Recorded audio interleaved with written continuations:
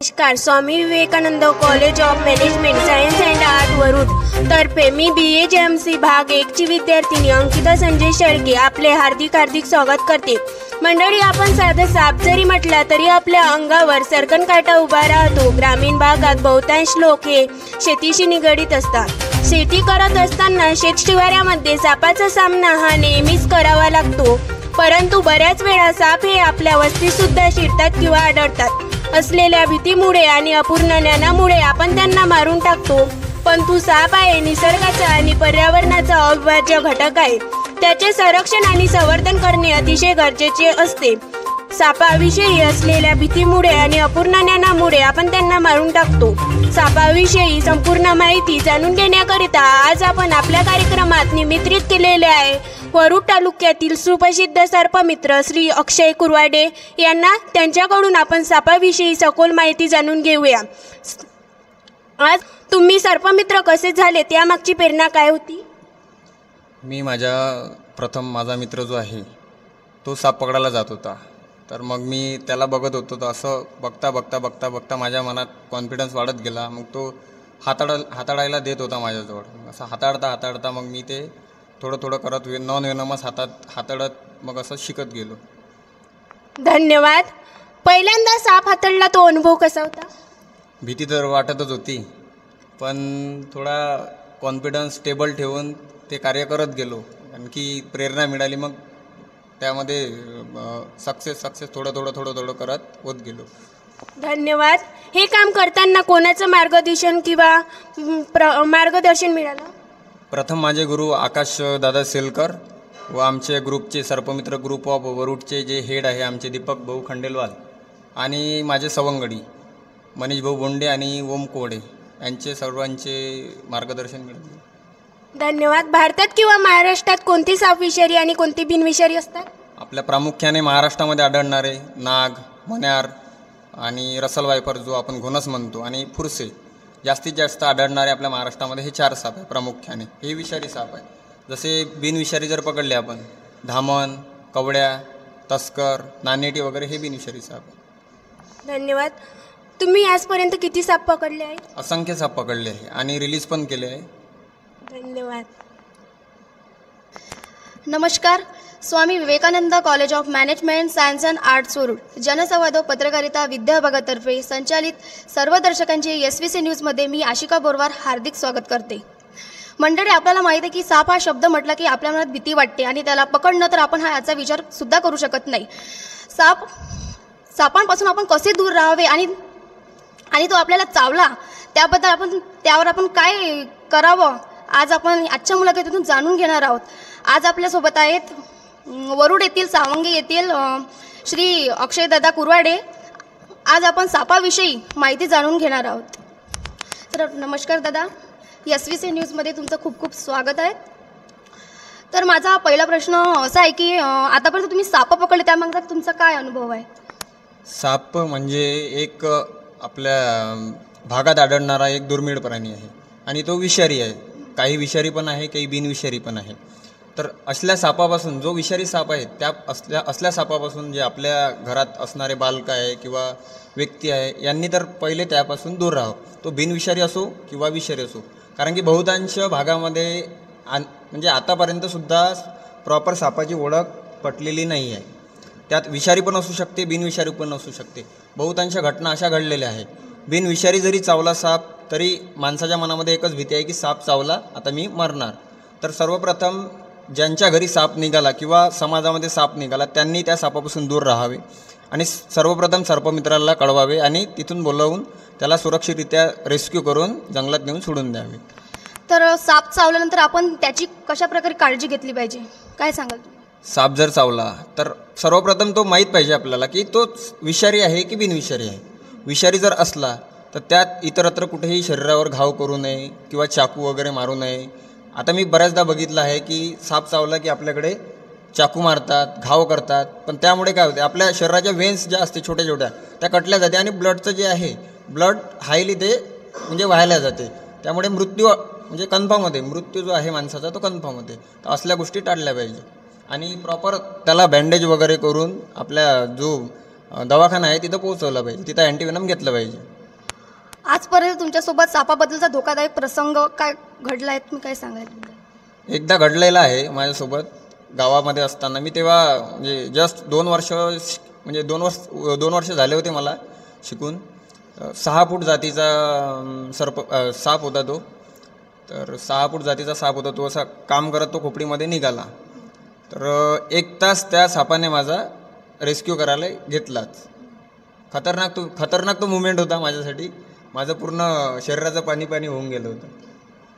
तर आपल्याला साप हा शब्द म्हटला की भीती वाटतेच, पण तुम्ही न घाबरता तुम्ही सापाला पकडणं चालू केलं, याची प्रेरणा तुम्हाला कुठून मिळाली? माझे जे सर्वप्रथम मला योग्य मार्गदर्शन देणारे माझे गुरु आकाशदादा शेलकर व तसेच आमच्या ग्रुपचे सर्पमित्र ग्रुप ऑफ वरुडचे हेड आपले दीपक भाऊ खंडेलवाल आणि नंतर आमचे सवंगडी मनीष बुंडे आणि ओमप्रकाश कोडे, असं आम्ही कंबाईन वर्क असते ते करत गेलो आणि तिथून आम्हाला प्रेरणा मिळत गेली. आता आपण पाहत आहे की सापांची ही मारामारी खूप जास्त प्रमाणात होत आहे. ही अंधश्रद्धा समाजात फैलली आहे. आपण त्यासाठी ती दूर करण्यासाठी आपण काय प्रयत्न केले पाहिजे? सर्वप्रथम ते अंधश्रद्धा दूर करण्यासाठी सर्पमित्र साप रेस्क्यू करण्यासाठी जिथे पण ज्या प्लेसवर पण गेला त्या प्लेसमधली जेवढी काही पब्लिक आहे त्यांना गाईड केलं पाहिजे की नाही, हा साप अशा प्रकारचा आहे, याच्यापासून असा धोका होऊ शकतो, किंवा बिनविषारी साप जर असला तर हा बिनविषारी आहे, याच्यामुळे कुठल्याच प्रकारचा धोका नाही आहे, असं त्यांना म्हणजे प्रॉपरली गायडन्स त्यांनी लोकांना केलं पाहिजे. तेव्हा कुठं आपल्या समाजामधून अंधश्रद्धा सापाविषयी हे नाहीशी होऊ शकते. आणि संबंध आहे सापाचा आणि पर्यावरणाचा संबंध असा आहे की साप हा शेतकऱ्याचा मित्र आहे आणि पर्यावरणाचा एक अविभाज्य घटक आहे. त्याच्यावर एक साखळी अवलंबून आहे. जो इतरत्र किडे किटके बेडूक आणि मोठमोठे जे उंदीर घुस असे पिकाची वगैरे नासाडी करणारे जे आहे, प्रामुख्याने जे प्राणी आहे पिकाची नासाडी करणारे, तो खाऊन टाकतो, तो भक्ष्य करून टाकतो. तो एक म्हणजे हे त्याचं भक्षक आहे. बेडूक झालं, उंदीर झालं किंवा असे जे कीटकं झाले हे त्याचं भक्ष्य. धन्यवाद दादा. जर साप कोणाला चावला तर काय करायला हवं, काय टाळायला हवं? सर्वप्रथम साप जर चावला तर आपल्या खेडे भागात आपल्याला सांगितलं की मंदिरामध्ये न्यायचं किंवा जो जंतरमंतरवाला असणार आहे तो त्याच्याजवळ न्यायचं, पण असल्या गोष्टी टाळायच्या. सर्वप्रथम आपण आपल्या आरोग्य केंद्रातला प्रथमोपचार घ्यायचा. जेवढ्या लवकर होणार तेवढ्या लवकर प्रथमोपचार घेऊन आपण बरं व्हायचं. जेव्हा तुम्ही साप पकडता तेव्हा तुम्हाला भीती वाटते का? भीती तर असतेच मनात, पण त्या सापाला वाचवणं आणि स्वतः सुरक्षित राहणं हे खूप महत्त्वाचं असते. म्हणून तो साप योग्यरित्या प्रॉपररित्या रेस्क्यू करून त्याला आपल्या समाजामधून मोकळं करणं. साप मित्र बनून तुम्हाला कसं वाटतात? शांत वाटणारच ना. एवढं मोठं वेनम हातात घेणं म्हणजे साधारण गोष्ट नाहीच आहे. प्राऊड फील होणारच, थोडं प्राऊड फील होतेच. तुम्ही लोकांना कोणता संदेश दिला सापाविषयी? साप हा जीवनाचा अविभाज्य एक घटक आहे. त्याला मारू नये. किंवा साप हा शेतकऱ्याचा पण मित्र आहे. जसं की आपल्या शेतात आढळणारे मोठमोठे किडे उंदीर बेडूक हे इत्यादी तो नष्ट करून आपलं जे पिकाचं संरक्षण आहे तो साप करतो. म्हणून सापाला मारू नये. धन्यवाद. साप हा कसा पकडावा, त्याची टेक्निक? सर्वप्रथम त्या सापाचा स्वभाव ओळखला जाते. तो रागीट आहे, तो शांत स्वभावाचा आहे की आणखी त्याला म्हणजे लोकांनी त्रास दिला आहे. त्या मुवमेंटनुसार आम्हाला आमचं जे प्रॅक्टिकल आहे ते आम्हाला प्रॉपरली करावं लागते. रागात जर असणार साप तर त्याच्या मूडनुसार आम्हाला जसं आमचे हात जे आहे ते आम्हाला चालवावं लागणार आहे. जर तो शांत असला आम्हाला रेस्क्यू करायला त्याला टाईम लागणार. रागीट जर असला तर तो खूप म्हणजे वेळ घेणार. आणि आमचं जे साहित्य असते ते स्टिक हे आमच्या स्वतःच्या बचावासाठी असते, स्वतःच्या सुरक्षितेसाठी वापरली जाते. तसंच आमच्या पायामध्ये साप पकडताना शूजची सेफ्टीसुद्धा महत्त्वाची असते आणि स्वतःची सुरक्षा पण महत्त्वाची असते. धन्यवाद. साप चावल्यानंतर कोणती लक्षणे दिसतात? सर्वप्रथम कोणता साप चावल्यावर कोणती लक्षणे दिसतात हा महत्त्वाचा प्रश्न आहे. तर नाग जर चावला तर नाग आपल्या ब्रेनवर डायरेक्ट अटॅक करू शकते, आपल्या हार्टवर अटॅक करू शकते. रात आंधळेपणा येणे, चक्कर येणे किंवा वॉमिटिंग होणे असल्या घटना म्हणजे होऊ शकते. जर हिमोटॉक्झिक जर व्हेनम आपल्या शरीरात जर गेलं हिमोटॉक्झिक काय करते, आपल्या शरीरामध्ये सूज येणे आपला शरीर म्हणजे पायावर जर चावला तर पाय खराब होणे, हातावर जर चावला तर हात खराब होणे, असे बबल्स येणे, जे आपण त्याला मराठीमध्ये काय घोगले वगैरे म्हणतो ना, तसं होणे, असे प्रामुख्याने लक्षणं आढळतात. धन्यवाद दादा. विषारी साप जर चावला तर त्यावर कोणता उपचार केला पाहिजे? सर्वप्रथम विषारी साप जर चावला तर आपल्याला माहीत आहे की हा विषारी आहे, पण डॉक्टरांना माहीत नाही आहे की हा विषारी आहे की बिनविषारी आहे. तर आपण त्या सापाची फोटो काढली पाहिजे किंवा आपल्याला त्या सापाविषयी ज्ञान असलं पाहिजे की हा जातीचा साप आहे. तर त्या सापाची जर फोटो काढली आपण, तर दवाखान्यामध्ये जर नेला, तर नाक जर असला तर आपल्याला न्यूरोटॉक्सिक अँटीव्हेनम त्यांनी दिलं पाहिजे किंवा आपण माहीत करून घेतलं पाहिजे की अँटीव्हेनम कोणता आहे, न्यूरोटॉक्सिक आहे की हिमोटॉक्सिक आहे. प्रॉपरलीरित्या काय होते, आपल्याला साप माहीत नसते कोणता चावला. ॲक्च्युअल साप चावला माहीत नसल्या कारणाने हिमोटॉक्सिक पण टोचल्या जाते आणि न्यूरोटॉक्सिक पण टोचल्या जाते. त्यात ते व्हेनम आत गेला अँटीव्हेनम, तर तसाच माणसाचा म्हणजे मृत्यू होऊ शकते. तर तो धोका टाळण्यासाठी आपल्याला साप माहीत पाहिजे की नाग आहे की घोणस आहे. कसं आहे, नाग जर चावला आणि आपण जर त्या प्रॉपरली फोटो काढून नेली तर आपल्याला ते अँटीव्हेनम, न्यूरोटॉक्सिक अँटीव्हेनम आपल्याला मिळू शकते. आणि नंतर जर आपल्याला घोणस जर चावला, घोणसचं कसं आहे, हिमोटॉक्सिक असते पॉइझन, आपलं अँटीव्हेनम जे आहे ते हिमोटॉक्सिक असते. तर ते अँटीव्हेनम आपल्याला मिळू शकते, ते मदत आपल्याला होऊ शकते. आपलं प्रथम कर्तव्य असं आहे की आपल्याला जर त्या सापाविषयी ज्ञान असणार तर आपण ते सांगितलं पाहिजे किंवा त्या दवाखान्यामध्ये एखाद्याच्या व्हॉट्सअप मेसेज, आता सोशल मीडियाचा जमाना आहे, आपण व्हॉट्सअप वगैरे करू शकतो. तर ते सापाची जे फोटो आहे ते आपण त्याच्या व्हॉट्सअपला सेंड केली पाहिजे आणि ते प्रॉपरली अँटीव्हेनम घेतलं पाहिजे. धन्यवाद दादा. साप ओळखायचे काही खास संकेत आहे का? साप, बरेचसे साप हे सारखेच दिसतात, पण त्यावरची जे डिझाईन असते, प्रत्येक साप हा वेगवेगळ्या पद्धतीनं बनवला आहे. काही साप सारखे असतात, पण जे डिझाईन असते त्यावर, आता समजा नागाची जे डिझाईन आहे त्यावर असा तो पणा काढला की तो रोमन आकड्यामधला त्याच्यावर 10 दिसते. आणि पुरुषे आपलं घोणस जर म्हटलं आपण तर तो विटकरी कलरचा, हळदी कलरचा असते, त्याच्यावर गोल गोल अशा डिझाईन आढळते आपल्याला. आणि मण्यार जर म्हटलं आपण, मण्यार सर्वात घातक, नागापेक्षा 5 पट विषारी ओळखला जाणारा मण्यार, तर त्यावर तो ब्लॅक कलरचा असते पूर्ण आणि त्यावर अशा व्हाईट कलरच्या अशा 2-2 पट्ट्या असते. फुरशीची जे शेडिंग आहे ती पूर्ण अशी निमुडते आकाराची, म्हणजे प्रॉपरली सापासारखीच आहे फुरशीची. असे काही डिझाईन वगैरे साप ओळखण्याचे आहे. जर कोणाला सर्पमित्र व्हायचे असेल तर त्यांनी कुठून सुरुवात करावी?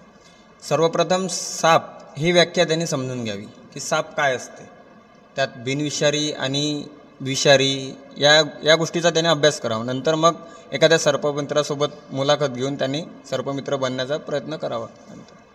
साप आणि पर्यावरण यांचा काय संबंध आहे? सापाचा आणि पर्यावरणाचा संबंध असा आहे की तो एक आपला अविभाज्य घटक आहे. आपली जीवनशैली त्याच्यावर अवलंबून आहे.